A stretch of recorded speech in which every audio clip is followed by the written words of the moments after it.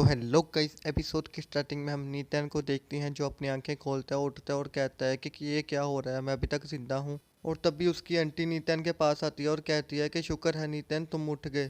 और फिर हम क्लैन मास्टर को देखते हैं जो कहता है कि आपने मेरे नीतन को ठीक किया है तो ये रिवार्ड आपका बनता है।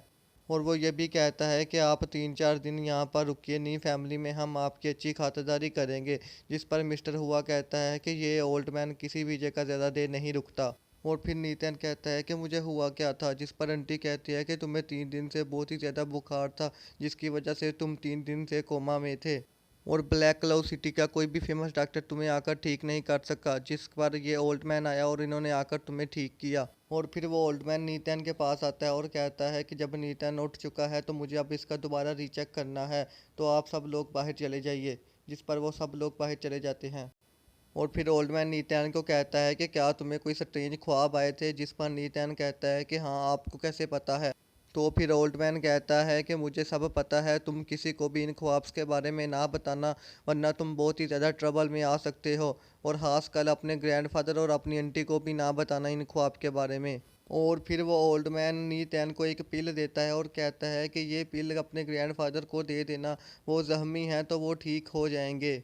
और कहता है कि बेटे तुम ज़रूर हार्ड ट्रेनिंग करना और एक दिन टॉप पर आना, शायद मैं तुम्हें वहाँ पर मिल सकूँ। हम आंटी को देखते हैं जो नीतन के पास आती है और कहती है कि नीतन, क्या तुम बिल्कुल ठीक हो। जिस पर नीतन कहता है मैं बिल्कुल फिट फाट हूँ, मुझे क्या होना था।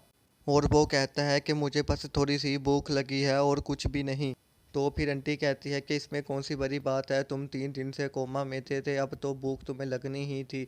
और वो कहती है कि मैं तुम्हें आज बाहर ले जाकर खाना खिलाऊंगी, वो भी किसी होटल पर। जिस पर नीतैन बहुत ही ज़्यादा खुश हो जाता है। और फिर नीतैन अपने ग्रैंडफादर को लेक्चर देता है और कहता है कि यही लेक्चर मिस्टर हुआ आपके लिए छोड़ गए थे, उन्होंने कहा था कि मैं यही लेक्चर आपको दे दूं, इससे आप बहुत ही जल्दी हील हो जाएंगे। तो जब ग्रैंडफादर उसी लेक्चर को चेक करते हैं तो वो कहते हैं यही लेक्चर तो बहुत ही ज़्यादा महंगा है, और मैंने जो रिवार्ड मिस्टर हुआ को दिया था वो बहुत ही ज़्यादा कम है, और इसी लेक्चर की कीमत बहुत ही ज़्यादा है। और तभी हम देखते हैं कि वो सब उस मिस्टर हुआ को ढूंढने लग जाते हैं, मगर मिस्टर हुआ उन्हें बाहर कहीं भी नज़र नहीं आते, क्योंकि वो जा चुके होते हैं। और तभी हम वहाँ पर क्लैन मास्टर के सेकंड ब्रदर को देखते हैं जो आकर कहता है कि तुमने अभी तक एल्डर से बात नहीं की और अपनी पोजीशन को नहीं छोड़ा। अब तो तुम्हारा नीतैन भी ठीक हो गया है, तो तुम फिर कब एल्डर से बात कर रहे हो और अपनी पोजीशन को छोड़ रहे हो। तो फिर क्लैन मास्टर आंटी को कहता है कि तुम नीतैन को यहाँ से ले जाओ और किसी होटल पे जाकर अच्छा सा खाना शाना खिलाओ। और फिर तभी हम उन दोनों को होटल के बाहर देखते हैं जहाँ पर आंटी नीतैन से पूछती है कि तुमने पेट भर कर खाना क्यों नहीं खाया।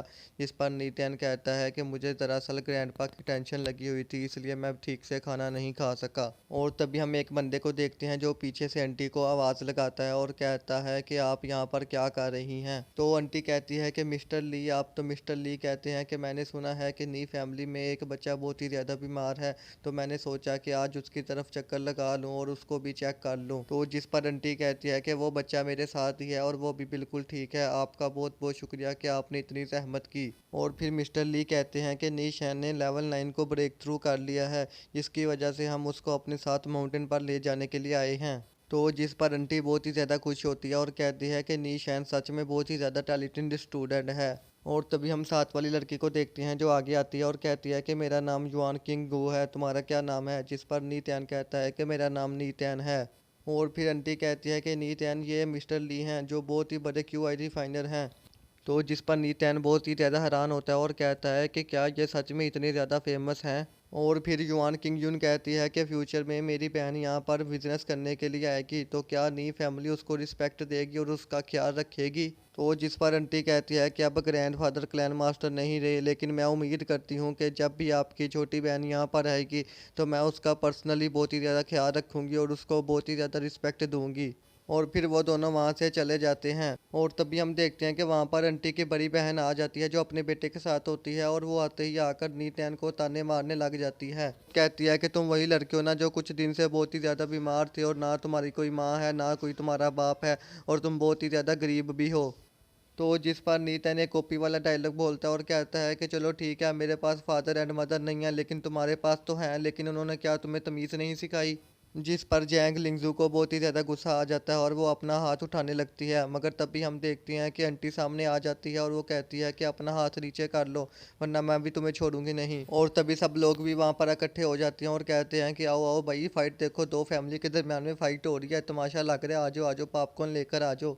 और फिर जैंग लिंगजू अपने बेटे सिंगर से कहती है कि तुम मेरे लिए इस नी टैन की हड्डियां पसलियां तोड़ दो और अपने इस मोम के साथ हुई बेइज्जती का बदला लो। और जिस पर हम सिंगर को देखते हैं जो एक ही खतरनाक केवल स्माइल देता है।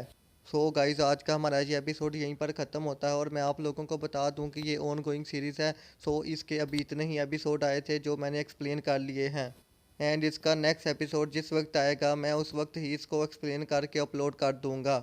यार भाई, तुम लोगों के लिए तो मैं अपनी किडनी भेज सकता हूँ, ये तो फिर एपिसोड एक्सप्लेन करने वाली बात है, ये तो बड़ी छोटी सी बात है, वो तो मैंने दस्ती से कर देनी है। एंड गाइज, हमारी दूसरी सीरीज इमोर्टल वाली, उस पर बार बार कॉपीराइट आ रही हैं और मैं बहुत ही ज़्यादा तंग आ गया हूँ और परेशान हो गया हूँ कि मैं इसका क्या करूँ अब। सो गाइज, अगर उस पर कॉपीराइट वाला इशू सॉल्व हो गया तो मैं उसके बाकी के दो जो एपिसोड हैं वो भी अपलोड कर दूंगा आज, वरना हम कोई दूसरी सीरीज़ को एक्सप्लेन करेंगे। Desvíes la mirada, quédate cerca de mí.